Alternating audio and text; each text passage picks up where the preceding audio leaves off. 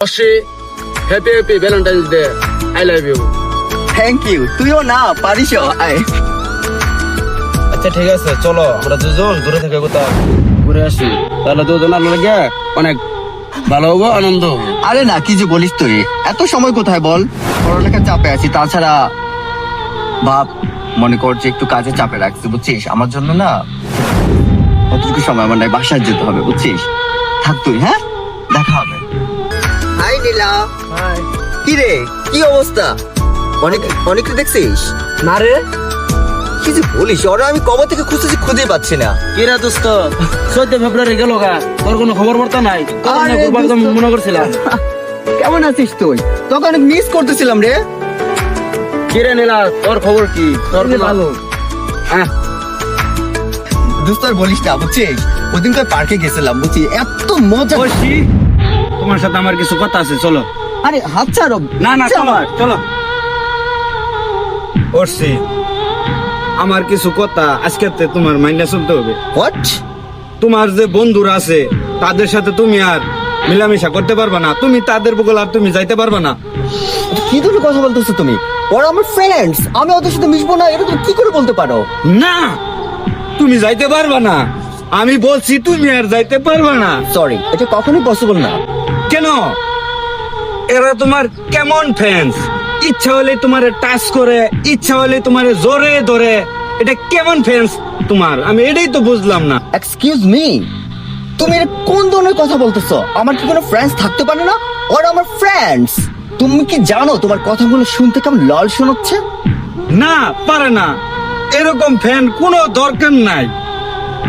এতদিন তুমি এই কথা বলো নাই, আজকে তুমি আমার ফ্রেন্ডস দেখে নিয়ে হঠাৎ করে এই কথাগুলো কেন বলতেছো? এতদিন বলি নাই, আজ তোমাকে আমি বলতাছি তুমি এদের সাথে আর মিশতে পারবা না, বাস এটাই ফাইনাল।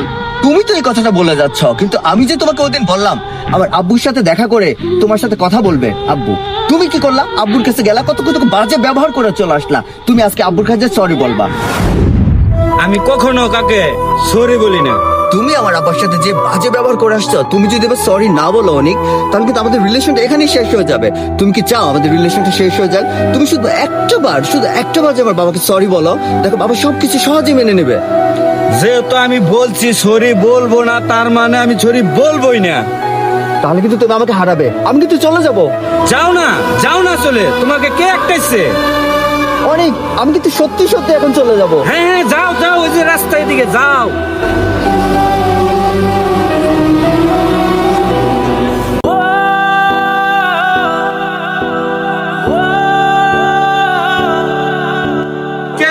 কেন অশ্রী, তুমি কেন ফোন ধরতেছ না?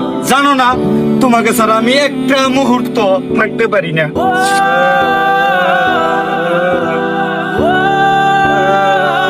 তোর আবার কি এলো?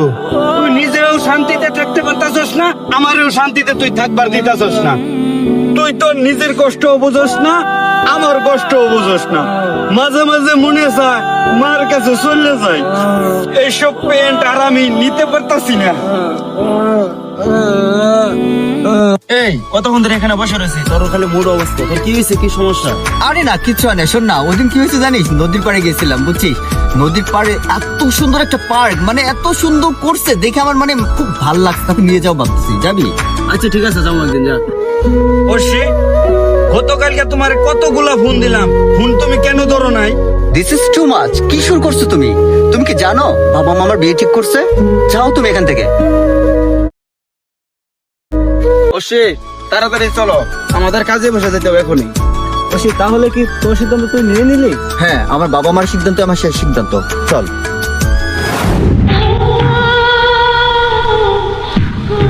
অবশ্যই একটু আমার কথাটা একটু শুনে যাও।